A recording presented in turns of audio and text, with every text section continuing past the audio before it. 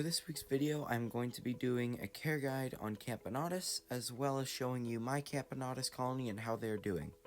Enjoy today's video.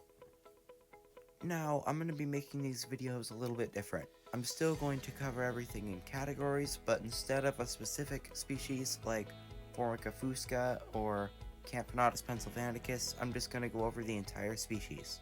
So, I'll make a Camponotus guide, which will be generic for pretty much every Camponotus species. But before we get into that, let me tell you about how my Camponotus colony has been doing since I last updated you on them a few weeks ago. Last time I updated you on them, which I'm pretty sure was when they moved in here, the queen ended up laying a few eggs right after they moved in. Now, those eggs are larvae now, and the queen has been really busy laying even more eggs. I would say there's 5 larvae and around 20-30 eggs.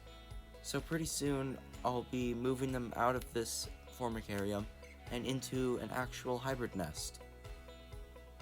Not much else has changed, but I'll keep you guys updated in future videos. But without further ado, let's get to the care guide. Let's first talk about distribution.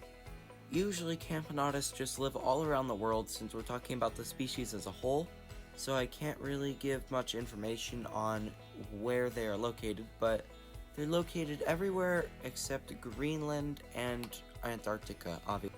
Usually the size of a queen carpenter ant is between 15 to 18 millimeters, just depending on the species. And usually the worker size is between 6 to 14 millimeters.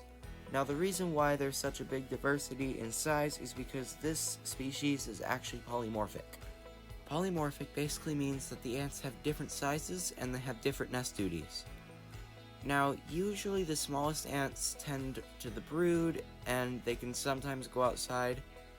And the bigger ants usually have bigger heads, which are specified for cutting up the excess meat on mealworms and other insects, and they also guard the nest from enemies. Now let's talk about their nesting. Usually Camponotus nests in trees, logs, sometimes under stones, and occasionally people's houses. They like it there because usually Camponotus like a warmer, more dry nesting space for their brood. Usually, Camponotus are primarily nocturnal, however, they will occasionally forage in the daytime. Their mating flight schedule usually is around the first warm afternoon in spring.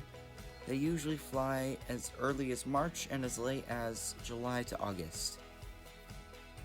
Now let's talk about the queen founding method. Camponotus are fully claustral, which means you do not need to feed them before they have their first workers. They can just be left alone for a few months in a test tube setup, and they'll have their first workers. Now, this leads me to another point. Camponotus are strictly monogene, which means they do not accept other queens in the nest, and that means that the average time from egg to larva takes 20 to 30 days at optimal temperature. From larva to pupa, 10 to 15 days, and from pupa to worker, 18 to 25 days. The recommended temperature for Camponotus is between 70 to 80 degrees Fahrenheit, which is 24 to 27 degrees Celsius. Camponotus is a heat-loving ant, so a heating cable is preferred. Roughly hibernate them from 46 to 55 degrees Fahrenheit, or 8 to 13 degrees Celsius. Camponotus' preferred foods are insects including crickets, termites, fruit flies, houseflies, mealworms, spiders, and grasshoppers. Camponotus is actually a great beginner species, but they grow quite slowly. This species is good for someone with patience because once they get to a big colony, it'll be really worth it. That is going to wrap up this Camponotus guide. If there's something you think I missed, or if there's a species you want me to cover, then tell me in the comment section below and I will consider it. You guys probably know how YouTube actually removed the poll feature, or is removing it soon. Ants Canada talked about it in his last video, so instead of using the poll feature to name my colonies, instead I'm going to have to leave a few comments in the comment section of my favorite names, and you guys will have to like the comment that you guys like the most for the name, and we will do it that way instead. Thank you all for watching this video, and I will see you all on Sunday. Peace.